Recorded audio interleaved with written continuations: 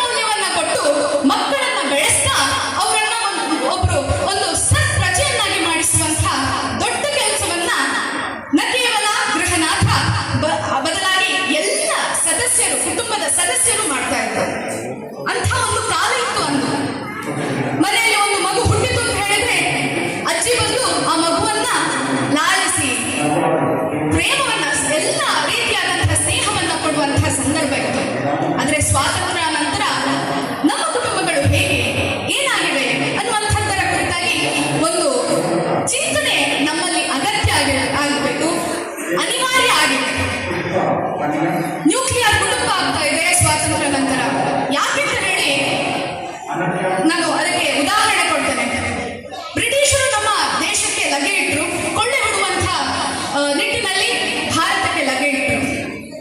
ಆ ಲಗ್ಗೆ ಇಟ್ಟಂತಹ ನಂತರ ಈ ಭಾರತದ ಅಧಿಕಾರದ ಚುಕ್ಕಾಣಿಯನ್ನ ಹಿಡಬೇಕು ಅನ್ನುವಂಥ ಒಂದು ದುರುದ್ದೇಶದಿಂದ ಮತ್ತಷ್ಟು ರಾಜರುಗಳನ್ನೆಲ್ಲ ನಾಶ ಮಾಡಿ, ಅವರ ರಾಜವಂಶವನ್ನ ಎಲ್ಲ ನಾಶ ಮಾಡಿ ನಮ್ಮ ಮಧ್ಯೆ ಜಾತಿ ಅನ್ನುವಂಥ ವಿಷಯವನ್ನ ತುರುಕಿಸಿಬಿಟ್ರು.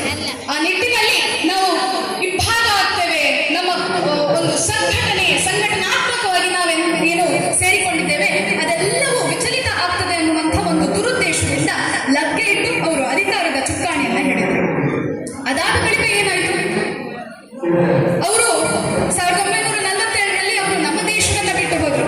ಆದ್ರೆ ನಾವು ಸ್ವಾತಂತ್ರ್ಯವಾಗಿ, ಭೌಗೋಳಿಕವಾಗಿ ಸ್ವಾತಂತ್ರ್ಯವನ್ನ, ರಾಜಕೀಯವಾಗಿ ಸ್ವಾತಂತ್ರ್ಯವನ್ನ ಪಡೆದರು. ಆದ್ರೆ ನೈತಿಕವಾಗಿ, ಬೌದ್ಧಿಕವಾಗಿ ನಾವು ಸ್ವಾತಂತ್ರ್ಯವನ್ನ ಪಡೆದಿದ್ದೇವಾ ಅಂತ ಕೇಳಿದ್ರೆ ಖಂಡಿತ ಇಲ್ಲ. ನಾವು ಅಗ್ಗದ ನಕಲಾಗಲಿಕ್ಕೆ ಪ್ರಯತ್ನ ಪಡ್ತಾ ನಮ್ಮಲ್ಲಿದ್ದಂತಹ ಆ ಗ್ರಾಮ್ಯ ಒಂದು ಸೊಗಡನ್ನ ನಾವು ಬಿಟ್ಟು ನಾವು ಪಾಶ್ಚಾತ್ಯೀಕರಣಕ್ಕೆ ನಾವು ವಾಲಿದ್ವಿ. ಅಂತಹ ಸಂದರ್ಭದಲ್ಲಿ ಏನು ಕೂಡು ಕುಟುಂಬ ಅಂತ ಇತ್ತು, ಅದರ ಬದಲಾಗಿ ನಾವು ನ್ಯೂಕ್ಲಿಯರ್ ಕುಟುಂಬ, ಸಣ್ಣ ಕುಟುಂಬ ಆಗಿ ನಾವು ಬೇರೆ ಬೇರೆ ಕೆಲಸದ ನಿಮಿತ್ತ ನಾವು ಬೇರೆ ಊರುಗಳಿಗೆ ಹೋಗ್ತೇವೆ. ಆದ್ರೆ ಆ ಕೆಲಸದ ನಿಮಿತ್ತ ಹೋದ ಸಂದರ್ಭದಲ್ಲಿ ಮನೆಯ ಸಂಬಂಧವನ್ನೆಲ್ಲ ಕಿತ್ತೊಗೆದು ನಾವು ಸೀದಾ ಬೇರೆ ಊರಿಗೆ ಹೋಗ್ತೇವೆ. ಅದಾದ ಬಳಿಕ ಮನೆಗಳ ಸಂಬಂಧವೇ ಇಲ್ಲ. ತಂದೆ ತಾಯಿಯನ್ನು ನೋಡ್ಬೇಕು ಅಂತ ಹೇಳಿದ್ರೆ 2-3 ತಿಂಗಳಿಗೊಮ್ಮೆ ಬರ್ತೇವೆ. ಆ ಎಲ್ಲ ವಿಷಯಗಳು ನಮ್ಮ ಕುಟುಂಬಗಳು ಸಣ್ಣದಾಗಲಿಕ್ಕೆ ಪೂರಕವಾಗಿ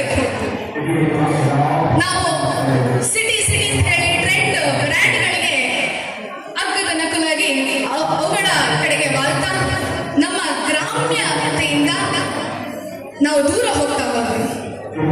ಭಾರತ ಅಂದ್ರೆ ಅದು ಗ್ರಾಮಗಳ ದೇಶ. ಗ್ರಾಮವೇ ಈ ಭಾರತಕ್ಕೆ ಒಂದು ಶಕ್ತಿಯನ್ನ ತುಂಬಿತು. ಸ್ವಾತಂತ್ರ್ಯದ ಸಂದರ್ಭದಲ್ಲಿ ಇಡೀ ದೇಶವನ್ನ ಒಟ್ಟಿಗೆ ಹಿಡಿದದ್ದು ಯಾವುದು ಅಂತ ಹೇಳಿದ್ರೆ ಅದು ನಮ್ಮ ಗ್ರಾಮಗಳು.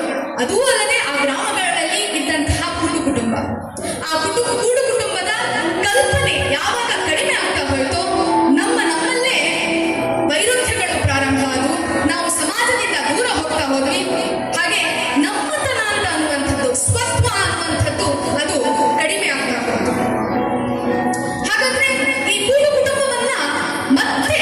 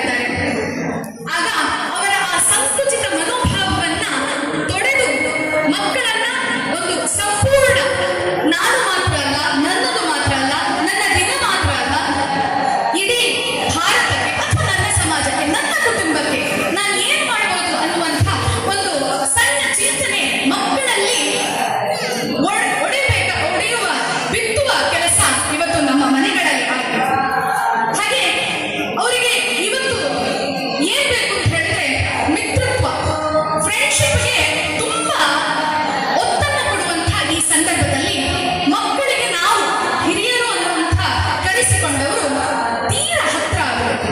ಅವರ ಬೇಕು ಬೇಡಗಳನ್ನ ಅರಿತು ಅದಕ್ಕೆ ಪೂರಕವಾದಂತಹ ವಾತಾವರಣವನ್ನ ಕಲ್ಪಿಸುವಂತಹ ಅನಿವಾರ್ಯತೆ ಇವತ್ತು ನಮ್ಮ ಮುಂದೆ ಇದೆ. ಹಾಗೆ ನಾವು ಮಾಡುವಂತಹ ಸಣ್ಣ ಸಣ್ಣ ಬದಲಾವಣೆಗಳು ಅಥವಾ ಸಣ್ಣ ಸಣ್ಣ ರುಟೀನ್ ಅದು ಮಗುವನ್ನ ನಿಜವಾಗ್ಲೂ ಸತ್ಪ್ರಜೆಯನ್ನಾಗಿ ಸತ್ಪುರುಷರನ್ನಾಗಿ ಮಾಡಲಿಕ್ಕೆ ಸಾಧ್ಯ. ಬೆಳಗ್ಗೆ ಎದ್ದ ತಕ್ಷಣ ಮಕ್ಕಳಿಗೆ